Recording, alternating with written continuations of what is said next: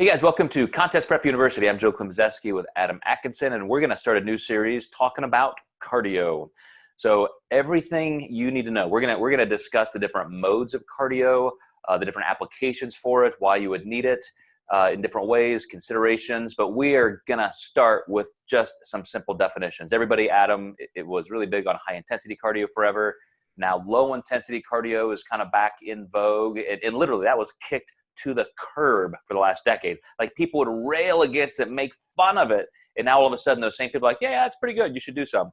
So let's talk about the kinds of cardio that we might suggest our clients do, and then over the next couple episodes we'll talk about why. Yeah, it's pretty easy to divide it up in two categories where you go like HIIT, high intensity cardio, or steady state. There are some variations of steady state when you look at lifts and myths and things of that nature, and they're just different intensities. I love that you said one observation that I really made. Lane Norton came out and said, HIIT is the golden ticket, no more hour-long cardio sessions. Well, that's not necessarily true. Some people need to do that. And with the research, the HIIT does have some disadvantages. It can be really tough to recover from. And as we get into the series, I'm sure we'll talk more in depth about application with those. But, if you push one research study too far, you've done it. It's just too far. And, having a good balance of both and us teaching you why you might do one over the other is going to be really important during this series. Mm-hmm. And you one-upped me there, I think, and I like it. I like that you said, okay, there's high intensity interval training. So interval meaning you're breaking up the intensity within that session, and then steady state. I was already thinking in terms of high intensity, moderate intensity, and low intensity. But you could do any of those. You could do any intensity level and still call it interval or steady state. So really good delineation there. And I would say, just to kind of piggyback on what you said about the high intensity, I mean, yes, definitely 10, 15 years ago, people were doing Wingate sprints on bikes and labs, but VO2 max masks and things like that, and saying, look, in 1 minute, 4 Wingates, and they would prescribe it like that. I want you to do 2 Wingates. I want you to do 3. I want you to do 5. And that was all people were doing.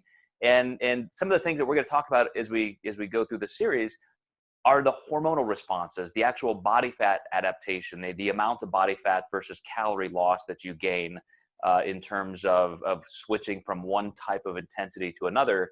And there are a lot of studies out there that show that every single kind of cardio has pros and cons, and it really just depends on what you need for your goal. Absolutely, this is great. So when you think of a client, Adam, that you have all these at your disposal, steady state, high intensity, any kind of intensity, what are you usually looking for? Like, what are some of the reasons why you would select them for different clients and different uses? Yeah, I think age and, body weight are going to be huge. There's ways around that, but those are two prime denominators for me. And we've got to take like our audience, first-time competitors. If somebody's pretty heavy overweight, I'm probably not going to prescribe a lot of HIIT. And if I do, I'm going to be very specific about the modes that I have them do. With older clients, bone density can be a concern. So that's definitely another reason for different applications.